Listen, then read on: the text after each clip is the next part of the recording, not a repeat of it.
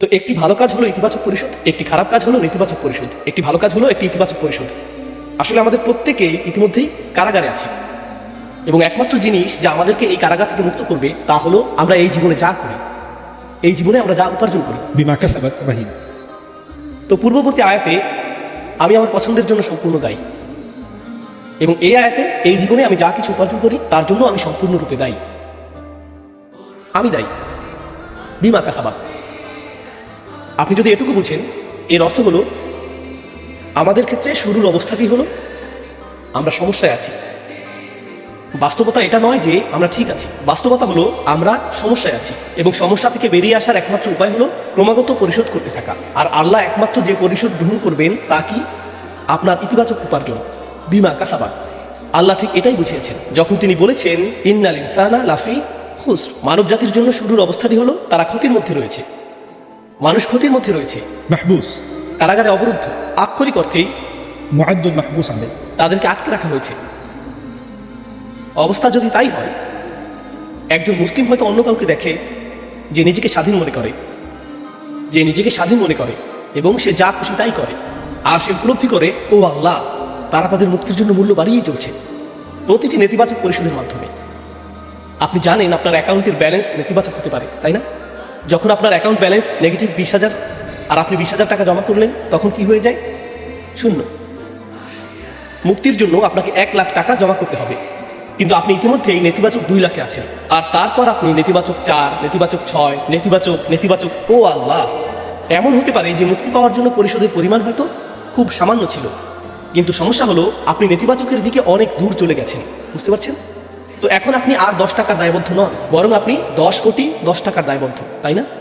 আল্লাহ সেই লোকদের জন্য কি করেন যারা আল্লাহর কাছে ব্যাপকভাবে ঋণী এবং তাদের জামানত অনেক বিশাল। শুধু তওবা করো, আমি সব মুছে দেব, আমি শুধু শূন্য দিয়ে গুণ করে দেব। বস্তুত যদি এটি নেতিবাচক দিকে 10 কোটি হয়, আমি এটিকে ইতিবাচক দিকে 10 কোটি বানিয়ে দেব, যদি শুধু তওবা করো। একটি জিনিস, একটি তওবা। শুধু আন্তরিকভাবে আল্লাহর দিকে ফিরে আসুন, আপনি মুক্ত। আল্লাহর দিকে ফিরে আসাই আমাদের স্বাধীনতা, এবং এটি শুধু আখিরাতের স্বাধীনতাই নয়, চূড়ান্তভাবে এটি তো আখিরাতের স্বাধীনতা বোঝাই, কিন্তু আমার যুক্তিতে এই আয়াতটি দুনিয়ার ক্ষেত্রেও প্রযোজ্য। প্রত্যেক ব্যক্তি তার কৃতকর্মগুলো দ্বারা জিম্মি হয়ে আছে। মানুষ মদ্যপানের কাছে জিম্মি হয়ে আছে, মানুষ যৌন আসক্তি দ্বারা, পর্নোগ্রাফি দ্বারা জিম্মি হয়ে আছে, মানুষ মাদকের কাছে জিম্মি হয়ে আছে, মানুষ সময়ের অপচয় দ্বারা জিম্মি হয়ে আছে। তাদের দোষ যাই হোক, তাদের অপরাধ যাই হোক, তারা সেটার দ্বারা জিম্মি, তারা এর মধ্যে নিজেদেরকে নিমজ্জিত রেখেছে।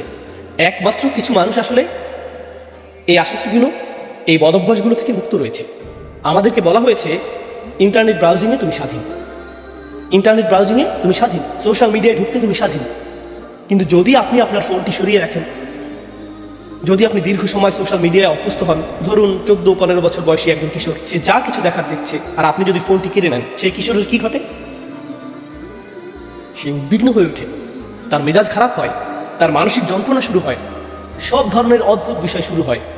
জানেন কেন? কারণ তারা আসলে সেই ডিভাইস দ্বারা বন্দী। তারা আসলে মোটেও স্বাধীন নয়, ঠিক যেমন আমাদের শরীর খাবারের চাহিদা থেকে মুক্ত নয়, তাই আমরা যদি খাবারের অভাবে ভুগি, আমাদের খাবারের পেছনে ছুটতে হয়, আমাদেরকে নির্ভর করতে হয় যেন আমরা খাবারের কাছে বন্দী। এই দুনিয়া আসক্তি তৈরি করেছে, আর আমরা বন্দী। মানুষ এই আসক্তিগুলোর দ্বারা বন্দী হয়ে আছে। এমন মানুষও আছে যারা অন্যকে প্রভাবিত করার প্রয়োজনে বন্দী। তারা সেই কারাগারেই বাস করে, এটাই তারা অর্জন করতে চায়, এবং তারা এর নিচেই চাপা পড়ে। সারাটা জীবন শুধু অন্যকে প্রভাবিত করতে চায়। অন্য কিছু মানুষ সবার উপরে থাকার প্রয়োজনে বন্দী। আমাকে সবার সম্মান করা উচিত, তাদের গোটা জীবনটাই আমাকে শুধু সম্মানিত হতে হবে। কিভাবে আপনি সম্মানিত হতে চান?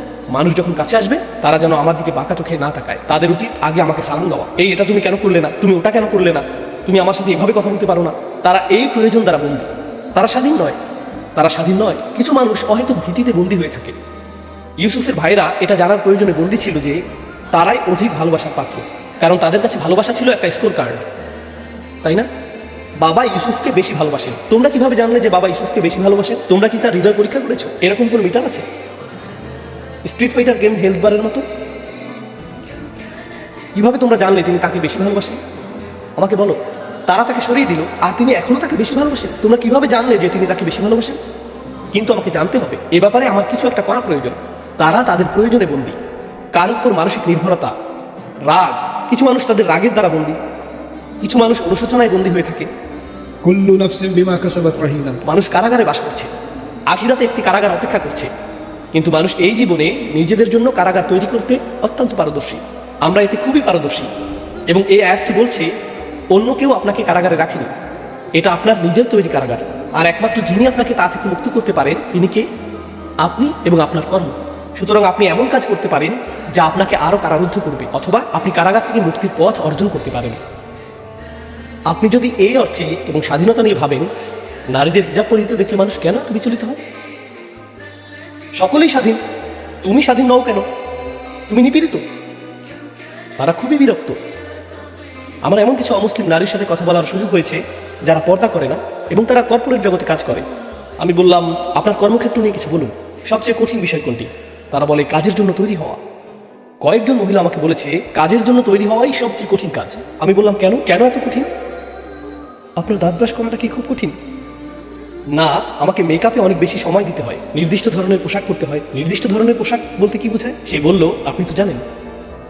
আমি বললাম, আমি জানি না, আপনি কি বোঝাতে চাইছেন? সে বলল, দেখুন, আপনার রূপ যদি বিশেষ ধরনের না হয় আপনি উন্নতি করতে পারবেন না। তো আমি বললাম, আপনাকে একটা কথা জিজ্ঞেস করি, আমরা ইসলাম নিয়ে কথা বলছি না, আপনাকে একটা বিষয় জিজ্ঞেস করি, এই সমস্ত প্রত্যাশার কারণে আপনি কি নিজেকে বন্দী মনে করেন? সে বলল, হ্যাঁ, ছেলেরা কত স্বাধীন, তারা যেমন খুশি পোশাক পরতে পারে এবং সেভাবেই যেখানে খুশি যেতে পারে, কিন্তু আমরা তা পারি না। Ja. ওয়াও! আর আপনি সেই সব নারীদের বলছেন বন্দী যাদেরকে এরকমটা করতে হয় না। আপনিই তো বন্দী, আপনিই তো বন্দী, এবং এই কারাগারে আপনি মারা যাচ্ছেন। كل نفس بما كسبت رهينة. অমুসলিমদের কথা ভুলে যান। অমুসলিমদের বদনাম করে আপনাকে ভালো অনুভব করানোর জন্য আমি এখানে আসিনি। আমি চাই আপনি নিজের ব্যাপারে খারাপ অনুভব করুন।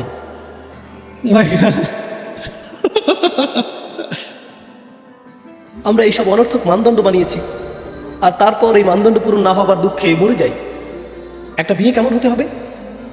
এখন আমরা এই মানদণ্ড তৈরি করেছি, এই মানদণ্ড ইনস্টাগ্রাম থেকে অবতীর্ণ হয়েছে। আর এখন আপনার বিয়ে যদি সেই রকম না হয়, এটা আমার জীবনের সবচেয়ে খারাপ দিন। কেন কেন? আমরা নিজেদের জন্য এমন কারাগার বানিয়েছি যার কোনো প্রয়োজনই ছিল না।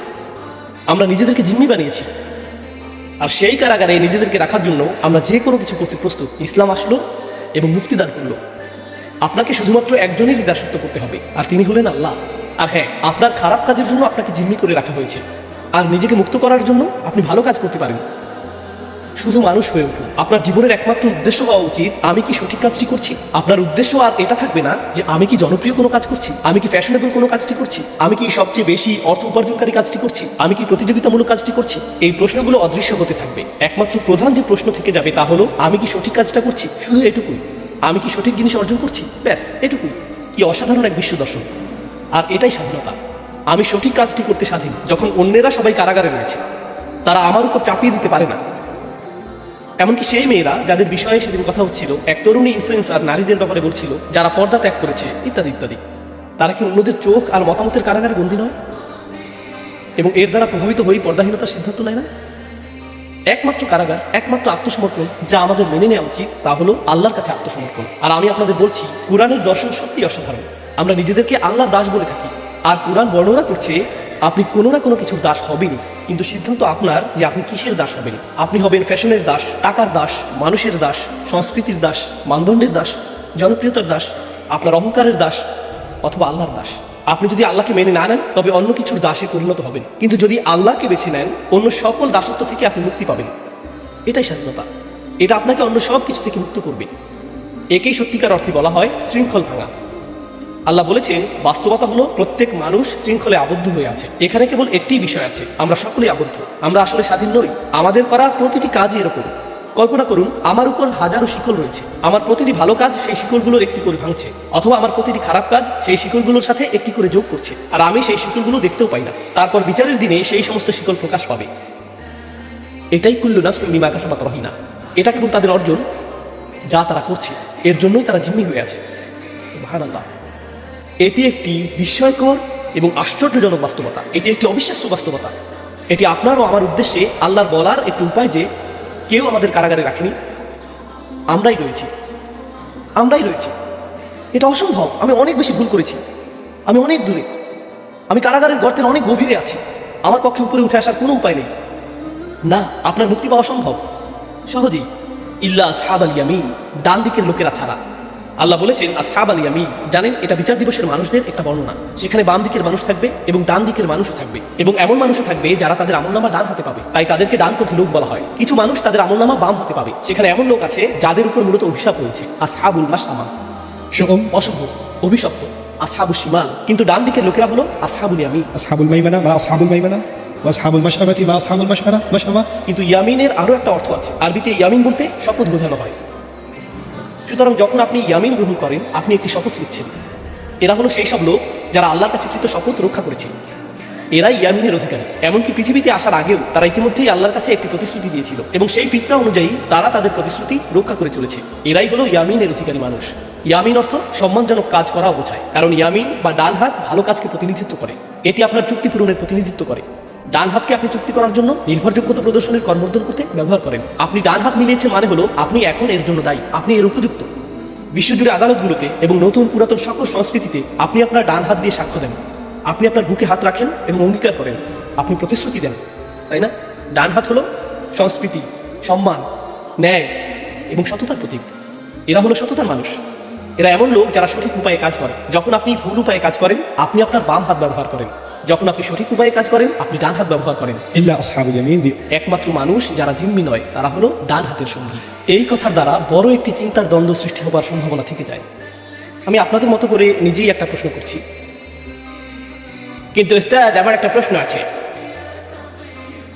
আমি ভেবেছিলাম আমরা কেবলমাত্র আল্লাহর করুণার দ্বারাই জান্নাতে প্রবেশ করব, কিন্তু এখন দেখলাম মুক্তি লাভের একমাত্র উপায় হলো আমাদের কর্মফল। তাহলে কোনটা সঠিক, আমাদের কর্মফল নাকি আল্লাহর করুণা? প্রশ্নটির জন্য আপনাকে ধন্যবাদ প্রিয় শ্রোতা। এখন আমি এর উত্তর দেওয়ার চেষ্টা করছি, কারণ সহিহ হাদিসে এসেছে যে আমরা একমাত্র কিসের দ্বারা জান্নাতে প্রবেশ করব? আল্লাহর করুণা। আমাদের কৃতকর্ম যথেষ্ট নয়। আর এখন আল্লাহ বলছেন তোমরা মুক্তি পাবে না কোন জিনিসটি ছাড়া? যা তোমরা অর্জন করেছো। তাই মনে হচ্ছে একটি দ্বন্দ্ব রয়েছে। আমরা কি কেবল আল্লাহর করুণাতে জান্নাতে যাব, নাকি আমাদের কর্মের দ্বারা? আসুন গোটা ব্যাপারটা আরেকবার ভেবে দেখি। আমার আমল কখনোই যথেষ্ট হবে না, কখনোই না, কারণ জান্নাত আসলে অনেক দামি, তাই না? দেখুন, পৃথিবীতে অনেক চমৎকার স্থান রয়েছে। ইউরোপে সুইজারল্যান্ডের মতো জায়গাগুলো অত্যন্ত সুন্দর। ফ্রান্সের এমন কিছু অংশ আছে যা অত্যন্ত সুন্দর। আমি নিশ্চিত জার্মানিরও কিছু অংশ অত্যন্ত সুন্দর, তাই না? আমি এখনো সেগুলো দেখিনি, তবে আমি নিশ্চিত। আমি বার্লিন গিয়েছি, এর চেয়ে বেশি আমাকে কি করতে বলেন?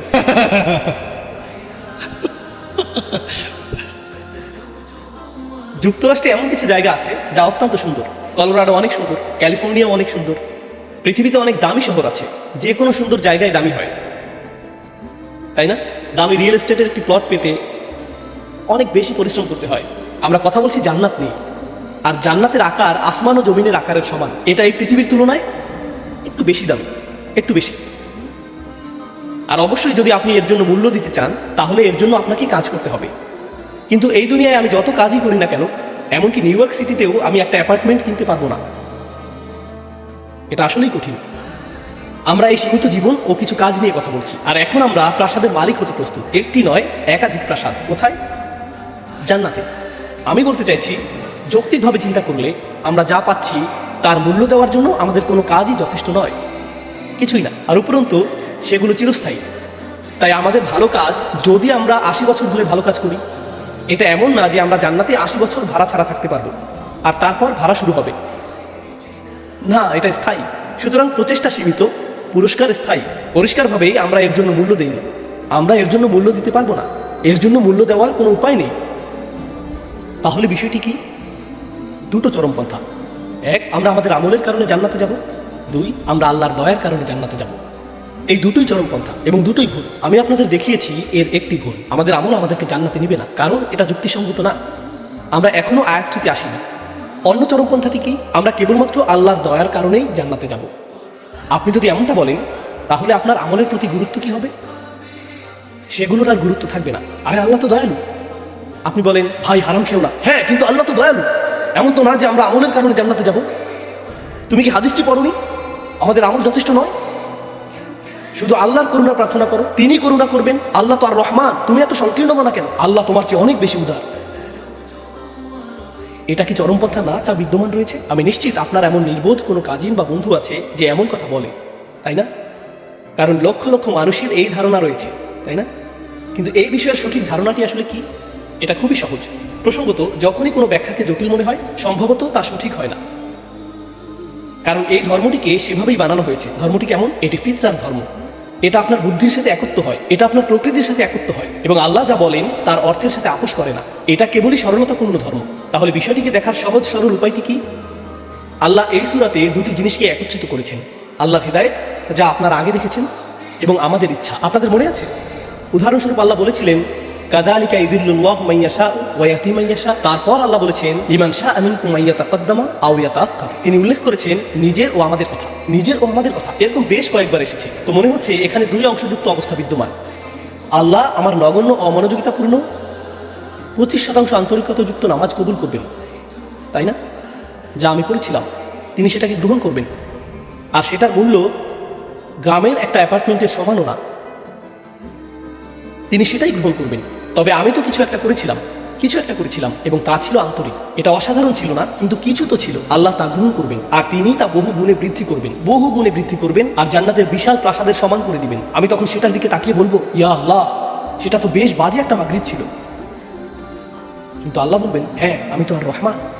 তুমি তোমার আমলের কারণে জান্নাতে যাচ্ছ না, তুমি জান্নাতে যাচ্ছ কারণ আমি তোমার আমলকে বহু গুণে বৃদ্ধি করে দিয়েছি।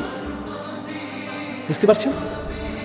এখন এর মানে হলো বহু গুণে বর্ধিত করার মতো প্রথমেই কিছু থাকতে হবে, তাই না? আল্লাহ প্রতিদানকে বর্ধিত করে দেন, يعظم له أجرا। তিনি প্রতিদানকে বর্ধিত করে দিবেন, ঠিক আছে, কিন্তু বর্ধিত করার মতো কিছু একটা তো থাকতে হবে। আপনি যদি শূন্য হতে আল্লাহর সামনে আসেন, তাহলে আমার মনে হয় আপনারা গণিতে বেশ ভালো।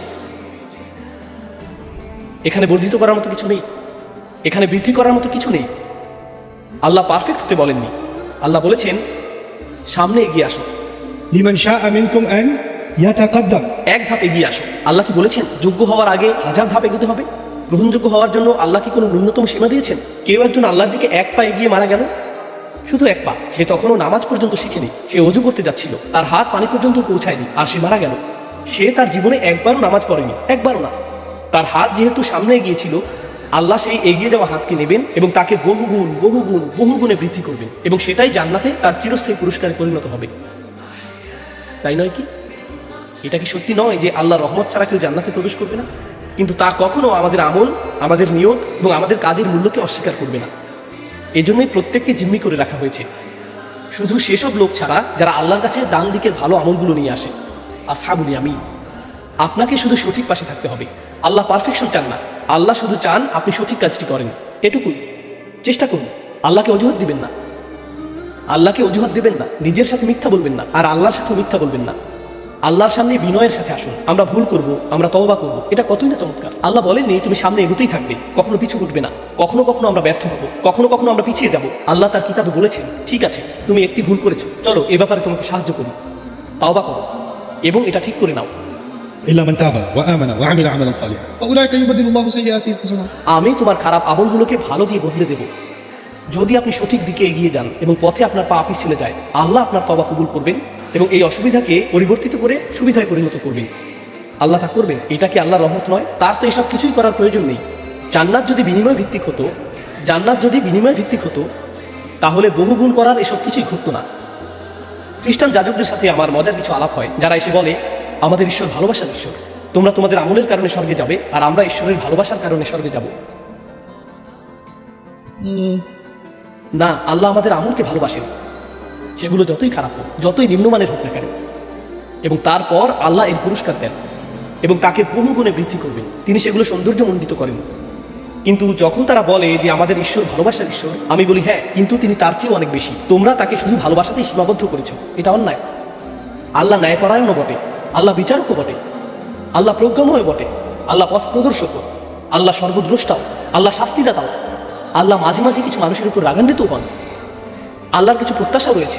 যখন তোমরা বলো ঈশ্বর শুধু ভালোবাসাময়, তোমাদের কোনো সম্পর্কই সেভাবে কাজ করে না। কেন তোমরা আল্লাহর প্রতি এরকম অন্যায্য ধারণা করো যে তিনি শুধু ভালোবাসাময়? লিল্লাহিল আসমাউল হুসনা, তার একটি নাম হলো আল ওয়াদুদ। কাজে যখন আপনি বলেন আমি আল্লাহকে তার একটি নামে সীমাবদ্ধ রাখবো আর বাকি সব নামগুলো অতিরিক্ত, প্রথমবার হয়তো শুনতে এটা ভালো শোনায়। যখন আপনি এই বিষয়টি কোরআনের দৃষ্টিকোণ থেকে ভাবেন, আপনি বলবেন, তাহলে স্রষ্টাকে নিয়ে ভাবার বাকি সব উপায়গুলোর কি হবে, তাই না? তাহলে কি পেলাম? كل نفس بما كسبت رهينة. আমাদের কেউই আসলে স্বাধীন নই, আমাদের কেউই আসলে স্বাধীন নই। শুধু এই চিত্রটি আপনার মনে রাখুন, আমাদের সাথে অদৃশ্য সুতো বাঁধা আছে যা আমাদেরকে জাহান্নামের দিকে টেনে নিয়ে যাচ্ছে, এবং আমাদের ভালো আমলগুলো সেই সুতোগুলোর প্রত্যেকটিকে ছিঁড়ে ফেলছে। এগুলো এই কাজটাই করছে। إلا أصحاب اليمين. তো আমি আজকে এটুকুই আপনাদের সাথে শেয়ার করতে চেয়েছিলাম।